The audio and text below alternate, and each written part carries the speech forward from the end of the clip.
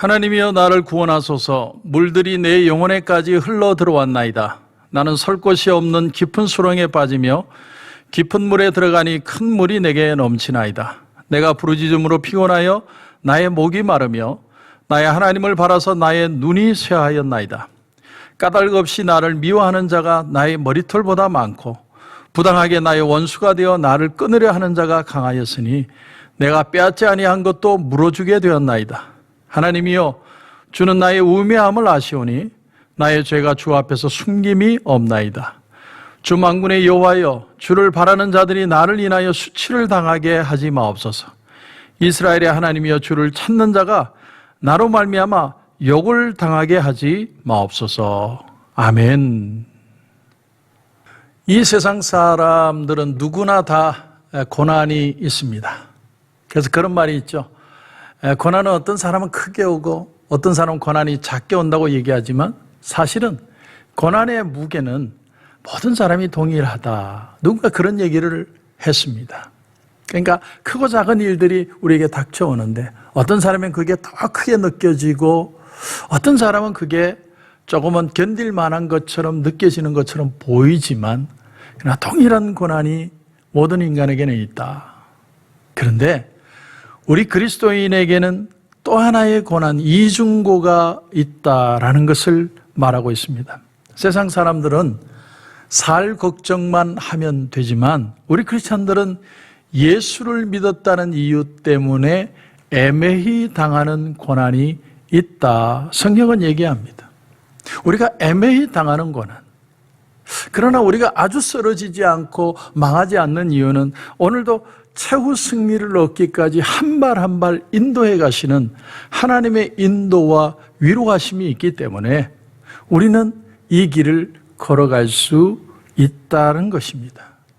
로마서 8장 28절에 보면 우리가 알거니와 하나님을 사랑하는 자 곧 그 뜻대로 부르심을 입은 자들에게는 모든 것이 합력하여 선을 이루느니라. 그 말씀을 보면 모든 것을 합력하여 선이 되도록 만드시는 하나님의 사랑이 얼마나 큰가 하는 것을 우리에게 말해주고 있습니다.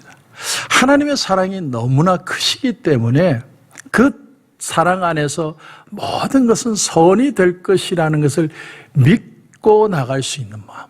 그것이 바로 그리스도인들의 마음이라는 것이죠.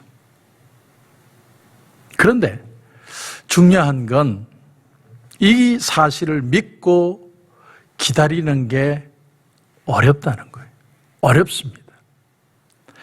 오늘 본문의 내용을 보면 다윗이 어떤 형편에 처해 있는지는 알 수 없지만 역경 중에서 고난 가운데서 하나님 앞에 호소하고 있는 내용입니다. 우리는 너무나도 쉽게 성경에 나오는 인물들은 하나님이 은혜 주시고 특별히 사랑하셔서 어떤 문제도 넉넉히 이겨나갔다고 생각을 하지만 그들도 똑같이 어려움을 당하고 고통을 당하고 있었다라는 사실을 성경을 통해서 배우게 됩니다. 우리가 믿음에 대해서 착각하는 것 중에 하나가 뭐냐면 믿음이 더 크기 때문에 하나님이 그 믿음을 더 크게 쓰시는 게 아니라 믿음이라는 것은 어쩔 수 없이 하나님을 바라보는 것을 통해 그것이 하나님의 은혜라는 것을 표현해 줄 뿐이라는 것이죠. 모든 인간이 하나님을 절대적으로 신뢰할 분이라는 것을 깨닫게 하는 것이 믿음이라는 겁니다. 그런 의미에서 아브라함이고 그런 의미에서 다윗이라는 것을 성경은 얘기한다는 거예요. 오늘 본문을 보면 다윗은 우리가 고난당하고 우리가 걱정하는 내용과 똑같은 내용을 가지고 하나님 앞에 호소하고 고통을 부르짖고 있습니다. 그런데 틀린 점이 있어요. 그게 뭐냐? 이 진정한 신앙인들의 모습은 끝까지 간다는 거예요. 끝까지 간다. 우리가 신앙의 삶의 경우에 많은 경우 실패하는 이유가 뭐라고 생각합니까? 끝까지 가지 않기 때문입니다. 사실 끝까지 가본다는 건 두려움입니다. 두려움이죠. 만약에 내가 지금 이 길 끝에 가면 벼랑 끝이 있다라고 느껴지는데도 내가 걸어간다는 것은 엄청난 두려움이죠. 내게 뭔가 확신이 있고 저 끝에 희망하는 것이 있다고 느껴지는 게 아니라 반대로 벼랑 끝이 나를 기다린다는 그 마음이 더 크게 다가올 때 나는 걸어갈 수 있을까? 그것이 인간의 마음에 닥쳐오는 큰 두려움이죠. 자, 오늘 본문도 한번 여러분 보십시오. 자신의 영적인 고통에 대해서 1절, 2절에 시편 기자는 이렇게 고백합니다. 물들이 내 영혼에까지 흘러 들어왔나이다. 깊은 수렁에 빠지며. 그런가 하면 큰 물이 내게 넘치나이다. 그러니까 지금 이 시편 기자에게 다가온 고통은 정말 감당할 수 없는 고통이었다는 거예요. 정말 정신을 차릴 수 없는 그런 엄청난 고통이 그에게 다가왔고, 이런 고통은 아무리 신앙이 좋고 아무리 성숙한 사람도 정신을 차릴 수 없는 그런 고통이라는 것을 우리에게 표현하고 있습니다. 다윗이 어떻게 했을까요? 3절을 보시면 내가 부르짖음으로 피곤하여 나의 목이 마르며 나의 하나님을 바라서 나의 눈이 쇠하였나이다. 쉽게 얘기하면 식음을 전폐하고 금식하며 하나님 앞에 울부짖어 기도했다는 거죠. 그런데도 하나님의 대답이 없습니다. 이게 절망할 이유라는 거예요. 내가 부르짖고 내가 배고픔을 가지고서도 절박하게 하나님 앞에 기도하면 하나님이 응답해 주시면 그 힘으로라도 내가 살아가겠는데, 아무리 기도를 해도 마치 벽에 대고 기도하는 것처럼 답답함을 느끼고 있다면 얼마나 그 신앙이 고통스럽겠습니까? 우린 고난을 당할 때 하나님 앞에 기도할 줄 압니다. 이렇게 바이러스 사태가 되었을 때 하나님 앞에 무릎 꿇었습니다. 부르짖습니다. 우리가 기도합니다. 혼자 기도하지만 기도 제목을 내어놓고 온 성도들이 같이 기도합니다. 그런데 아무리 기도를 해도, 아무리 하나님 앞에 부르짖어도 아무런 대답이 하나님 앞에 없다고 느껴질 때 우리에게 찾아오는 그 마음이 뭘까요?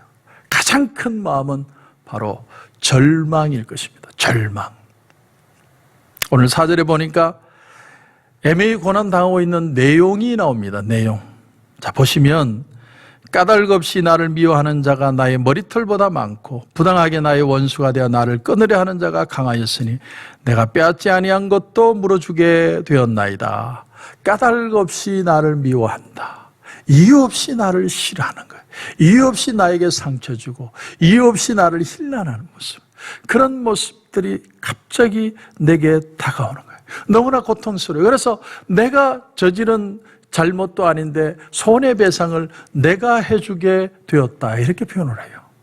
여러분, 우리가 그런 고난을 애매히 당하는 고난이라고 표현하지 않습니까? 그런데 오늘 시편 기자는 자신은 왜 이렇게 애매히 고난을 당할까? 7절에 이렇게 고백합니다. 신앙의 고백입니다.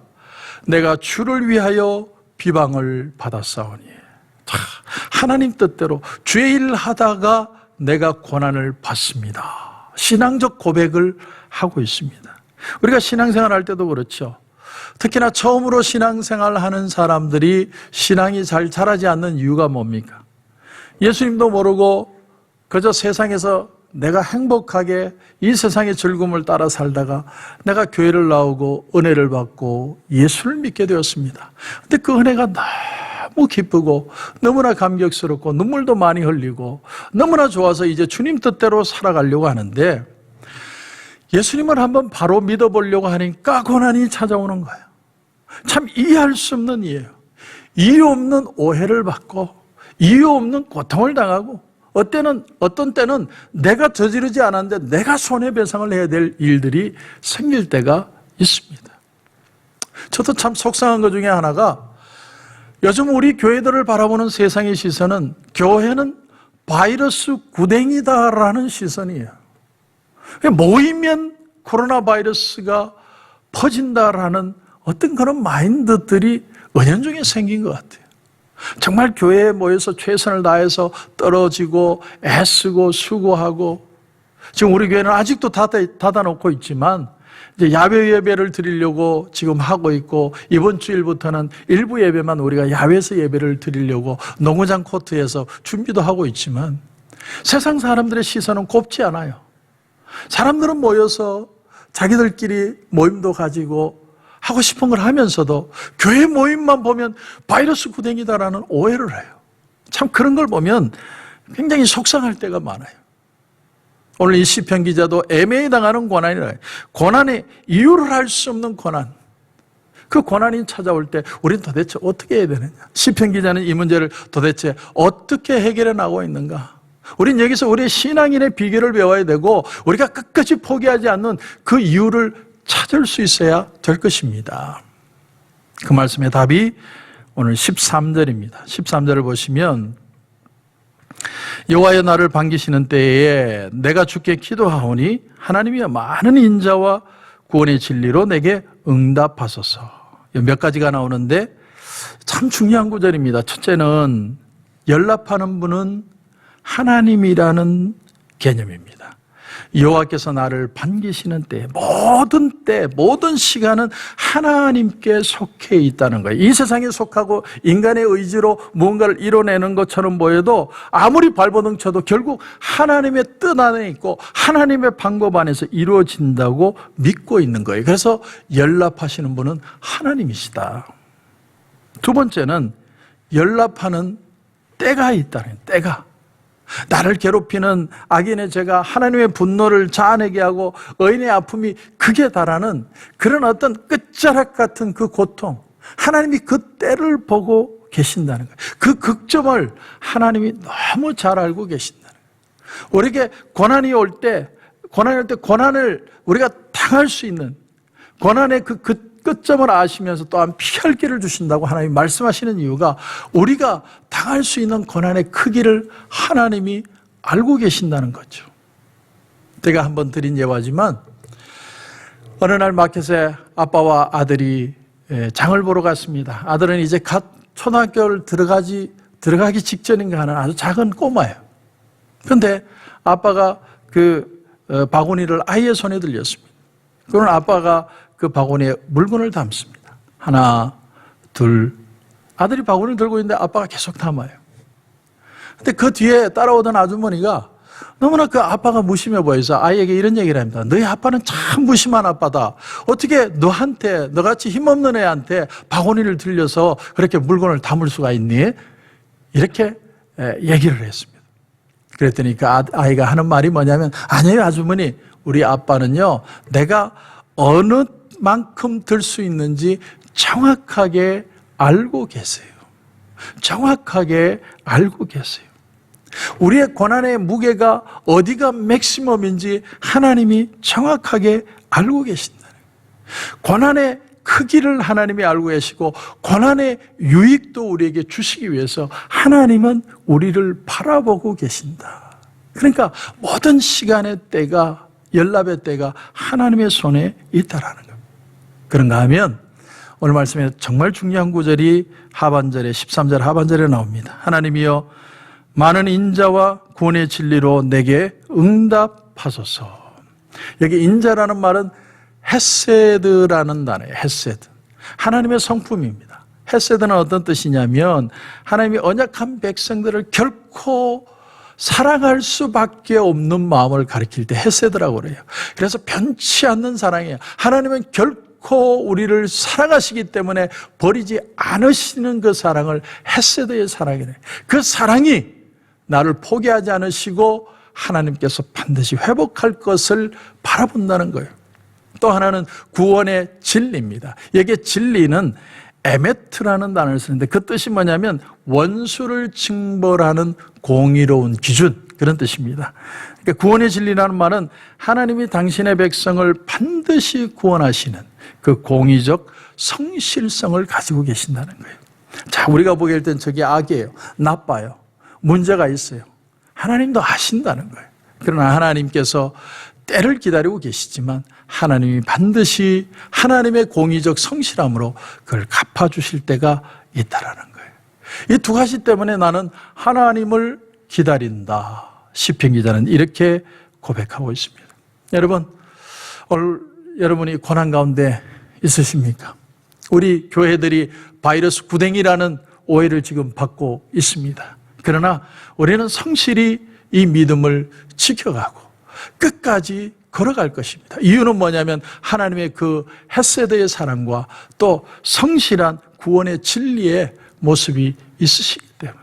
그러므로 여러분 지금까지 잘 오셨고 또 조금만 더 가시면 하나님이 연락하실 때가 올 것입니다. 하나님은 절대 저와 여러분을 포기하지 않으십니다. 왜냐하면 하나님은 약속에 신실하신 하나님이시기 때문에.